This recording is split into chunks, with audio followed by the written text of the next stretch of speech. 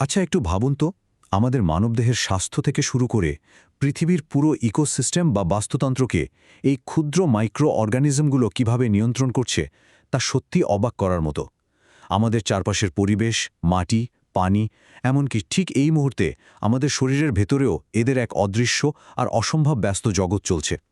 এরা একদিকে যেমন খাদ্য উৎপাদনে সাহায্য করে, ঠিক তেমনি রোগ প্রতিরোধেও এদের ভূমিকা একেবারে অপরিহার্য। তো চলুন চট করে দেখে নিই আজকে আমাদের এই আয়োজনের মূল রোডম্যাপটা আসলে কি। আমরা ধাপে ধাপে জানব: ১. ধরন ও ক্ষুদ্র আকার। ২. অণুজীবের সাধারণ বৈশিষ্ট্য। ৩. ব্যাকটেরিয়ার স্বভাব। ৪. টিকে থাকার কৌশল শ্রেণীবিন্যাস। ৫. ব্যাকটেরিয়ার পুষ্টি এবং সবশেষে ৬ নম্বর গ্রাম স্টেইনিং। ১ নম্বর অংশ, ধরন ও ক্ষুদ্র আকার। চলুন এই মাইক্রোস্কোপিক জগতের মূল চরিত্রদের সাথে পরিচিত হওয়া যাক। এই অদৃশ্য জগতের প্রধান চরিত্র বা মেইন কাস্ট কারা জানেন? পৃথিবীর প্রায় সব জায়গায় টিকে থাকতে পারা এককোষী ব্যাকটেরিয়া, অন্যের কোষে আক্রমণকারী জড় ভাইরাস, উপকারী ও ক্ষতিকর ফানজাই বা ছত্রাক এবং জলজ পরিবেশে থাকা ইউক্যারিওটিক প্রোটোজোয়া ও শৈবাল। মূলত এরাই হলো আমাদের এই মাইক্রোস্কোপিক জগতের অবিচ্ছেদ্য অংশ। এখন এদের আকার আসলে কতটা ছোট হতে পারে? ৭০ মাইক্রোমিটার। শুনতে খুব সাধারণ একটা সংখ্যা মনে হতে পারে, কিন্তু মজার ব্যাপার হলো একটি সাধারণ মানব চুলের প্রস্থ হচ্ছে প্রায় ৭০ মাইক্রোমিটার। আর ঠিক ওই একটি চুলের প্রস্থের সমান জায়গাতে পাশাপাশি ৭০টি ব্যাকটেরিয়া অনায়াসে বসে যেতে পারে। একবার চিন্তা করে দেখুন তো, এরা আসলে কতটা ক্ষুদ্র। এবার আসি আমাদের ২ নম্বর অংশে, অণুজীবের সাধারণ বৈশিষ্ট্য। আকার তো জানা হলো, কিন্তু এদের বৈশিষ্ট্যগুলো কি? বিজ্ঞানীরা মূলত বেশ কিছু সুনির্দিষ্ট বৈশিষ্ট্যের উপর ভিত্তি করে এদের শ্রেণীবদ্ধ করে থাকেন। প্রথমটি হল মরফোলজিক্যাল, অর্থাৎ এদের আকার আকৃতি ও গঠন। এরপর রয়েছে কেমিক্যাল বা কোষের রাসায়নিক উপাদান। এছাড়া আছে কালচারাল বা পুষ্টিগত বৃদ্ধির চাহিদা এবং মেটাবলিক বা বিপাকীয় বৈশিষ্ট্য। এই মেটাবলিক বৈশিষ্ট্য থেকেই মূলত বোঝা যায় একটি অণুজীব ঠিক কীভাবে তার প্রয়োজনীয় শক্তি গ্রহণ ও ব্যবহার করে। তবে এখানকার সবচেয়ে গুরুত্বপূর্ণ পয়েন্টটি হল অণুজীবের প্যাথোজেনেসিটি, মানে রোগ সৃষ্টির ক্ষমতা এবং জেনেটিক বৈশিষ্ট্য।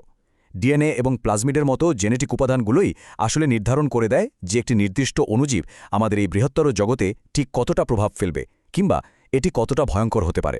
এছাড়া এদের অ্যান্টিজেনিক ও পরিবেশগত বিস্তারও এদের শ্রেণীবিন্যাসে অনেক বড় ভূমিকা রাখে। ৩ নম্বর অংশ, ব্যাকটেরিয়ার সাধারণ বৈশিষ্ট্য। চলুন এবার আমরা শুধু ব্যাকটেরিয়ার উপর ফোকাস করি। আমাদের চারপাশের সবচেয়ে বিস্তৃত অণুজীব হল ব্যাকটেরিয়া, আর এদের বেশ কিছু দারুণ বৈশিষ্ট্য রয়েছে। এরা এককোষী এবং প্রোক্যারিওটিক, মানে এদের কোনো সুগঠিত নিউক্লিয়াস নেই। সাধারণ উদ্ভিদ বা প্রাণীকোষ থেকে এদের আলাদা করার সবচেয়ে সহজ উপায় হল এদের পেপটিডোগ্লাইকান কোষ প্রাচীর। এরা বাইনারি ফিশন প্রক্রিয়ায় খুব দ্রুত বংশবৃদ্ধি করে। এদের চলার জন্য ৪ ধরনের ফ্ল্যাজেলা থাকে এবং এদের শক্তির উৎসগুলো বেশ বৈচিত্র্যময়। ৪ নম্বর অংশ, ব্যাকটেরিয়া টিকে থাকার কৌশল শ্রেণীবিন্যাস। চরম পরিবেশে এরা কিভাবে বেঁচে থাকে সেটা জানলে সত্যি অবাক হতে হয়। তাপমাত্রার উপর ভিত্তি করে এদের চমৎকারভাবে ভাগ করা যায়। যেমন ধরুন, চরম ঠান্ডাপ্রেমী সাইক্রোফাইলসের সাথে অতিরিক্ত গরমপ্রেমী হাইপারথার্মোফাইলসের পার্থক্যটা একদম স্পষ্ট। হাইপারথার্মোফাইলস নামের ব্যাকটেরিয়াগুলো ৮০ ডিগ্রি সেলসিয়াসের ওপরে ফুটন্ত পানিতেও দিব্যি বেঁচে থাকে।